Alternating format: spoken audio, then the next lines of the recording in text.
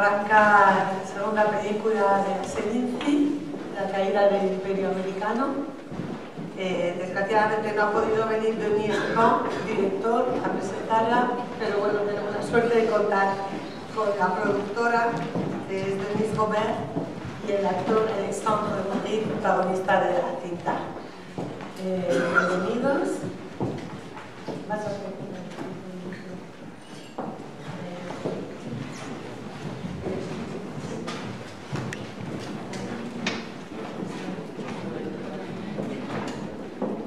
no me entra sonido, ¿eh? A mí no. No me entra. Buenos días.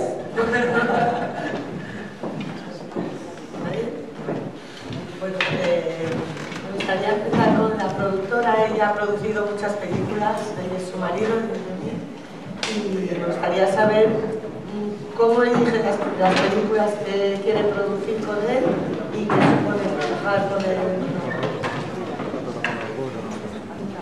Ahora. No toques.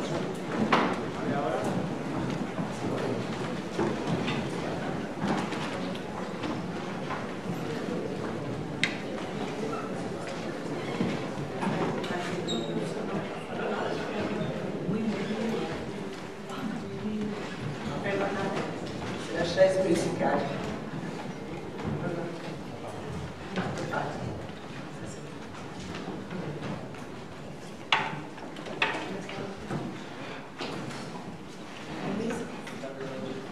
Oui.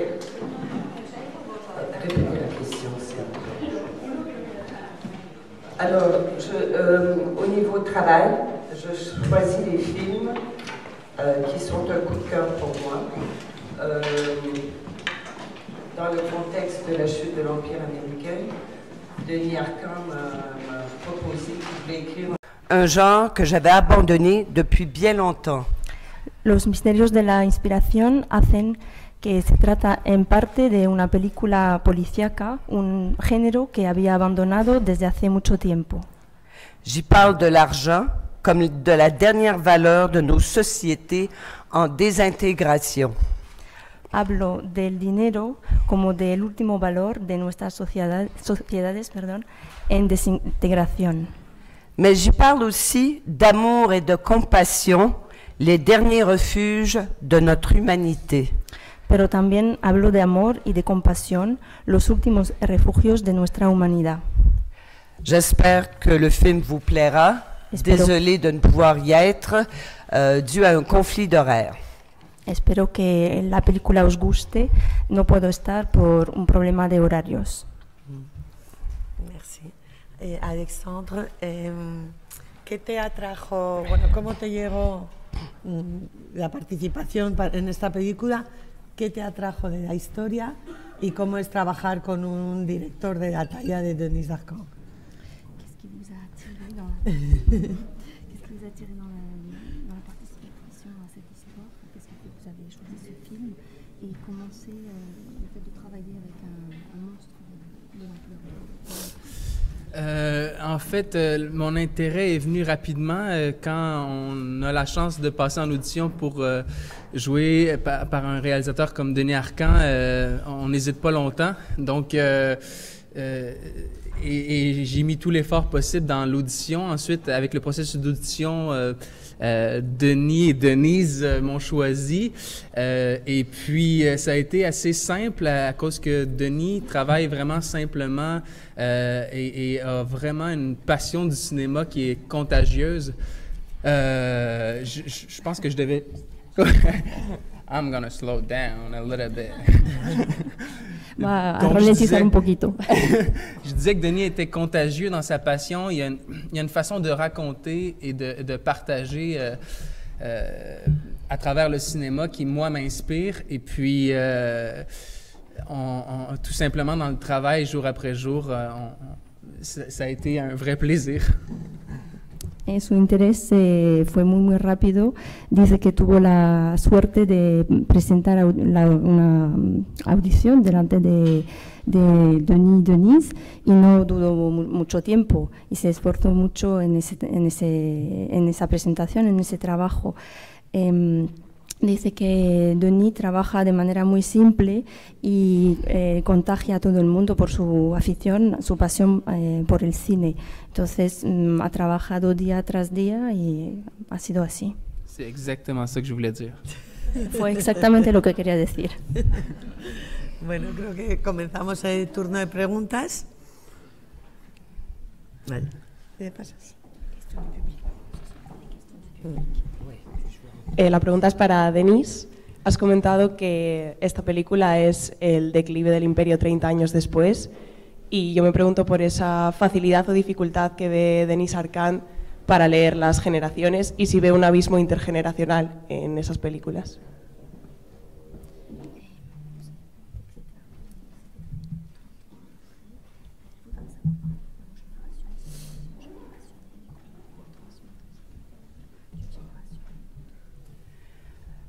Denis Arcand a fait des études en histoire.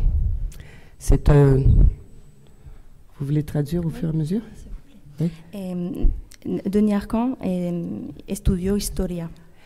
Et c'est quelqu'un qui observe nos sociétés. Observa nuestras sociedades. Alors pour lui, ce film ici est suite à une observation de comment notre société d'aujourd'hui est confrontée à les différents défis que nous présente soit avec les politiciens, par exemple aux États-Unis, avec l'élection de Donald Trump, et ce virement de regard sur est-ce que l'argent est la priorité dans la vie ou pas. Oui.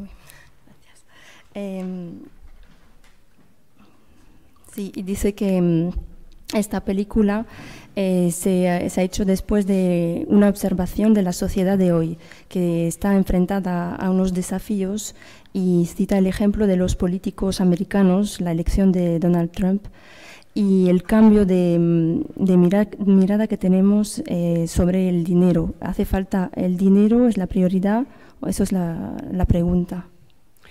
Ce film ici, La chute de l'Empire américain, l'inspiration vient d'un fait divers dans un journal. Esta película encuentra su origen en un suceso, en un periódico. Il y a eu un vol dans la vieille ville de Montréal où des jeunes malfaiteurs de l'ouest de Montréal ont dévalisé une boutique et ont tué tous les gens dans la boutique. El suceso fue un robo en la antigua ciudad de Montréal. En una tienda entraron en el oeste de Montréal unos delincuentes y mataron a todo el mundo. Alors il s'est imaginé que quelqu'un entre dans la boutique avant les policiers et trouve les sacs remplis d'argent, et que ferait-il avec cet argent? Imaginó que alguien se encuentra con la situación antes de que llegue la policía, y entonces, ¿qué haría con este dinero? ¿Qué haría con estas bolsas? Et il se pose la question à savoir qu'est-ce que chacun de nous ferait si on était devant beaucoup d'argent. Donc, comme le personnage féminin joué par Marie-Pierre Morin dit au personnage d'Alexandre, tu vas voir, l'argent va te pourrir un jour. La pregunta es esa: ¿qué haríamos todos, cada uno de nosotros? ¿Qué haríamos delante de mucho dinero, ¿no? Entonces le dice una de las actrices al actor que tengo al lado, ya verás, el dinero te va a podrir la vida. Et chacun des films de Denis Arcand est un moment dans sa vie. Le déclin, c'était son questionnement sur l'éclatement des familles. Dans les années 70, au Québec, les gens ont abandonné les églises et les familles se sont éclatées. Donc, les gens trompaient, les maris, les femmes se trompaient mutuellement et les familles se sont éclatées. Donc, c'était son regard sur ça. Esta película es habla el declive. En el declive habla de la explosión de las familias en Canadá en los años 70, porque la gente deja de ir a las iglesias, empieza a haber más engaños dentro de las familias. Entonces era una mirada sobre hoy. La cuestión del dinero es el único valor seguro que tenemos hoy en día. Y Alexandre, ¿tú has pensado cómo habrías reaccionado si te pasa esta historia en verdad, si te encuentras tanto dinero, cómo sería tu reacción? Je pense que j'ai compris la question. Parce qu'on nous l'a beaucoup posé cette question-là. Me la han preguntado mucho, entonces creo que adivine la pregunta. Si je me trompe pas, c'est comment je réagirais si j'avais autant d'argent ou si j'étais confronté à avoir accès à cette ressource-là. Même si j'ai eu accès à me poser la question plusieurs fois à cause qu'on me la pose, j'arrive pas à trouver une réponse précise. Et puis, je trouve ça brillant comment Denis a filmé ce moment-là. Me he hecho muchas veces la pregunta, pero no consigo obtener una respuesta precisa. Au moment du tournage, quand l'argent était au sol, Denis m'a demandé de le faire instinctivement, de regarder l'argent puis de choisir sur le moment de façon spontanée. Cuando el dinero estaba en el suelo, Denis me dijo de mirar el dinero y de elegir de manera instintiva mi reacción. Et je crois qu'il y a un peu de ça. Et il y a de cette spontanéité-là dans la question. Je pense pas que je pourrais arriver à dire « Ah, je ferais ça dans une situation comme ça, j'arriverais à prendre l'argent, puis je l'utiliserais de telle ou telle façon. » Je pense que le personnage a tout à fait raison d'y aller de façon instinctive. Et puis ensuite, on comprend qu'il s'entoure de personnes pour l'aider dans sa quête. Donc, de cette demoiselle-là qui tombe amoureux, évidemment, et du conseiller financier. Et donc, l'histoire tient, entre autres, à cause de ces trois personnages-là qui ont absolument aucune corrélation entre eux. Et c'est ça qui est la beauté de la chose aussi. C'est comment lui arrive à amener ou à s'influencer des autres personnes. Sí, es un poco la idea, ¿no? Un poco de eso, el instinto, la espontaneidad. No sabe lo que haría, no puede decir, yo en esta situación haría esto, o si no, haría lo otro. Él piensa que el personaje tiene razón, que sigue sus instintos, y después se rodea de gente, que es una señorita y también un consejero financiero, y lo que hacen esos tres personajes, que no tienen ninguna relación, al final hacen la belleza de la película, ¿no? Y también habla de la influencia de los unos sobre los otros. Juste à travers le film, chaque personnage a un lien différent avec l'argent. A través de la película, cada personaje tiene un vínculo distinto de cara al dinero. La police veut trouver l'argent parce que ça fait vivre. C'est avec ça qu'ils peuvent faire vivre leurs employés et tout. La policía quiere encontrar el dinero porque con ese dinero hacen vivir sus empleados. Il y a des bandits qui sont prêts à tuer ou à torturer pour avoir l'argent. Hay bandidos que están preparados para torturar a otra gente para conseguir el dinero. dont la vie humaine n'a aucune conséquence pour eux, aucune importance. En este caso, la vida humana no tiene ninguna importancia. Il y a une qui se prostitue pour gagner de l'argent, pour avoir une meilleure vie, pour avoir une vie de luxe. Hay otra que se prostituye para conseguir una vida mejor, para conseguir una vida de lujo. Mais quand elle rencontre quelqu'un dont les valeurs sont au-delà de ce que vaut l'argent, Pero cuando se encuentra con alguien que tiene valores que están por encima del dinero, on peut voir que la bonté humaine prend le dessus podemos constatar que la belleza humana sobrepasa todo eso. Et puis on peut voir toute la condition humaine où l'argent ne circule pas, les sans-abri, le sans-abri à qui, à la fin, on lui donne un appartement et qu'il ne sait, c'est trop pour lui. Y también podemos ver la condición humana. Nos encontramos con gente que no tiene techo, el personaje que recibe un piso al final y que no sabe qué hacer con tanto. Donc l'amour et la compassion ont le dessus sur l'argent. Al final el amor y la compasión sobrepasan el poder del dinero. Bonjour, c'est pour Denise. Je crois qu'un peu le message du film, c'est l'argent, effectivement, donne le bonheur. Parce qu'elle est capable de donner le bonheur à plusieurs des personnages du film, non? Alors, ce n'est pas un message un peu politiquement incorrect. Attendez, je vais traduire. Le he preguntado que un poco para mí el mensaje de la película es que el dinero da la felicidad, a pesar de lo que se dice, y si este mensaje no es un poco políticamente incorrecto. Alors, Denis Arcand vous répondrait, si je veux envoyer des messages, j'irai à AT&T aux États-Unis qui sont meilleurs que moi pour envoyer des messages par la poste.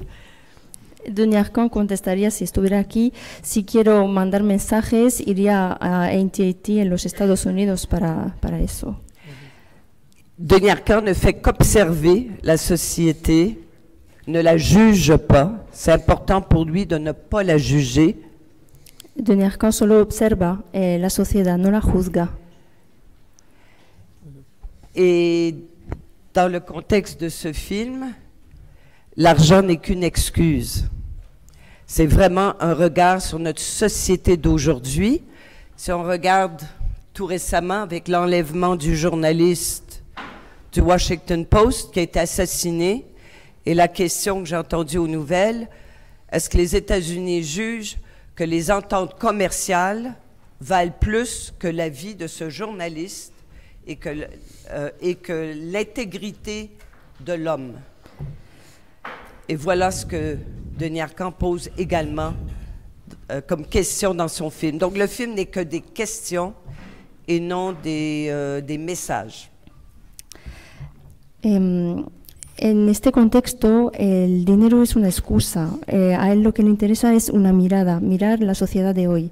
Y se refiere al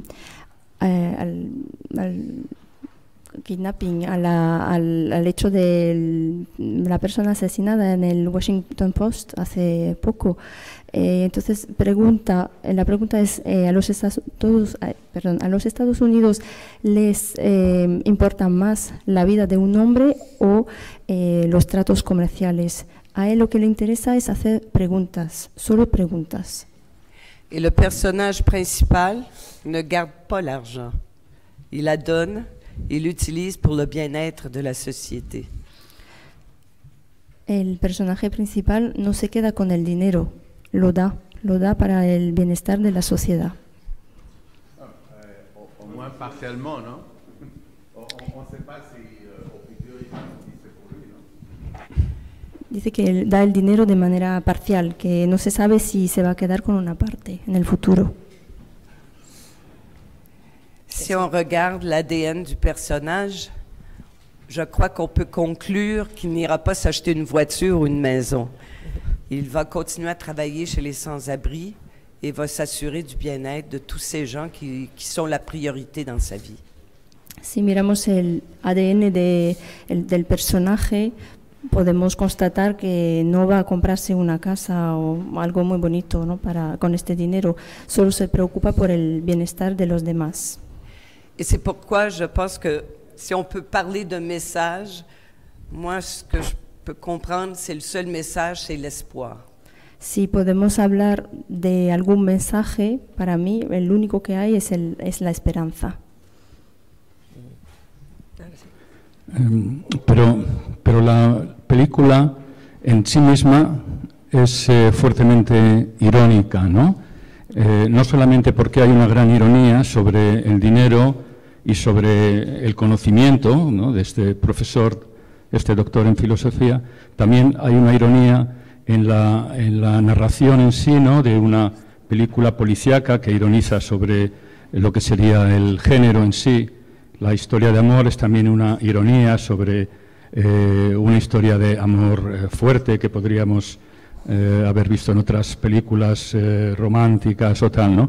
Y yo creo que esa ironía que está tan extendida en la película es precisamente lo que hace que funcione muy bien, que le da consistencia. Por eso quizás los mensajes y su solvencia y lo estrictos que son, también habría que mirarlos quizás con un poco de ironía, ¿no?, que es lo que le da a la película, en mi opinión, su carácter de verdad, ¿no?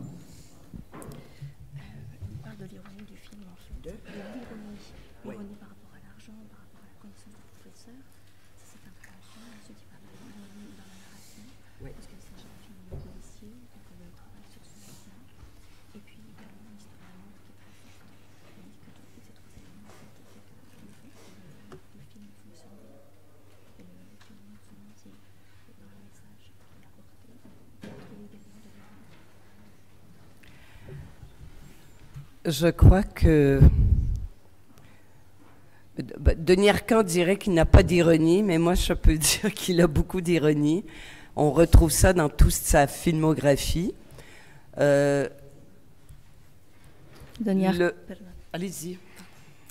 Denis Arcand diría que no hay ironía, pero yo diría que sí, que hay mucha ironía, que en toda su filmografía la hay. Dans le genre policier, dans ses premiers films, c'était un genre qu'il aimait beaucoup et qu'il avait abandonné depuis très longtemps et qu'il a eu envie de revisiter avec ce film ici. En el género policíaco, bueno, es un género que le gustaba mucho, que había dejado de lado durante mucho tiempo y con esta película tenía ganas de volver a ello. Et ce genre s'inscrivait bien dans son observation de où nos sociétés ont évolué, jusqu'où on est aujourd'hui en 2018.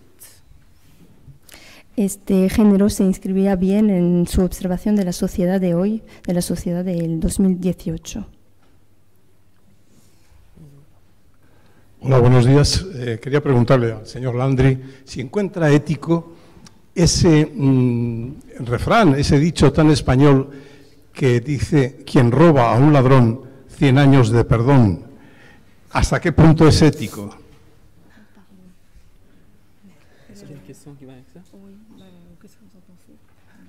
Ce que j'en pense,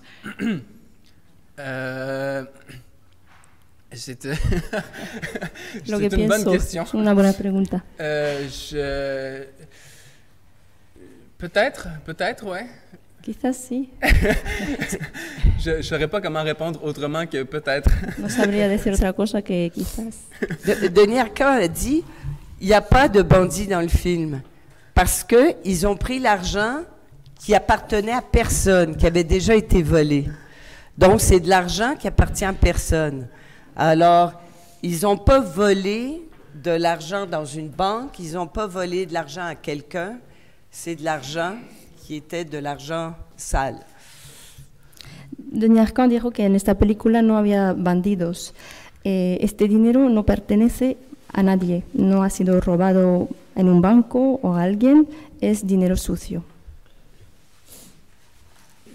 Bueno, última pregunta. Sí, sí, que quería saber cómo la película habla sobre la filosofía, el dinero, la caída del Imperio Americano, perdón. Me preguntaba si se ha inspirado en una filósofa como Ayn Rand para hacer la película.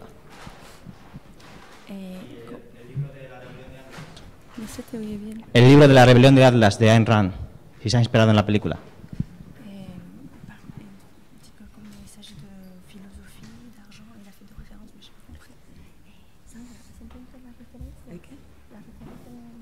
El libro de la rebelión de Atlas. La rebelión de Atlas, ¿sabes quelque chose? C'est un libro, la rebelión de Atlas.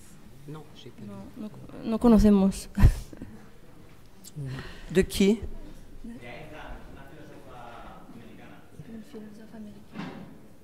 Bueno. Désolé, je vais le lire. Lo sentimos, lo vamos a leer. Bueno, para finalizar, yo quería saber si se había estrenado la película en Canadá, qué acogida había tenido y cuándo está prevista el estreno en España.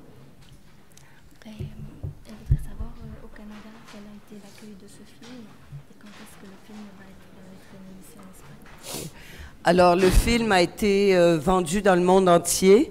Aux États-Unis, c'est Sony Classics qui a acheté non seulement pour les États-Unis, mais l'Amérique latine, l'Australie, la Nouvelle-Zélande. Le film a eu une sortie limitée au Québec en langue française parce qu'il aura une grosse sortie au printemps à travers toute l'Amérique, incluant le Canada. Et je crois que nous sommes en discussion avec notre distributeur. Ici, il sortira en Espagne. Je crois, on a mentionné autour du mois de mars, ce qui est à peu près les mêmes dates pour beaucoup d'autres pays dans le monde entier. En Canadá ha tenido muy buena acogida, ha sido vendido y también ha sido vendido en el mundo entero. En los Estados Unidos lo ha comprado Sony Classics, también se va a repartir en Australia, Nueva Zelanda y demás, y también América Latina. En Quebec está un poco limitado en lengua francesa, pero en Canadá en general va a tener otra salida, se va a estrenar también en la primavera. Y aquí pues son más o menos las mismas fechas que en otras partes del mundo, se va a estrenar sobre marzo. Et dans sa sortie, parce que ça a été sorti seulement en langue française au Québec, ça a été un des numéros 1 au box-office pour cet été. En Quebec, cuando se estrenó, solo se estrenó en lengua francesa y ha sido número 1 de todos, de la taquilla, este verano. Bueno, pues muchísimas gracias a todos. Gracias, Alexandre, Denise. Mucha suerte con la película y con la Seminci. Gracias, gracias. Merci beaucoup.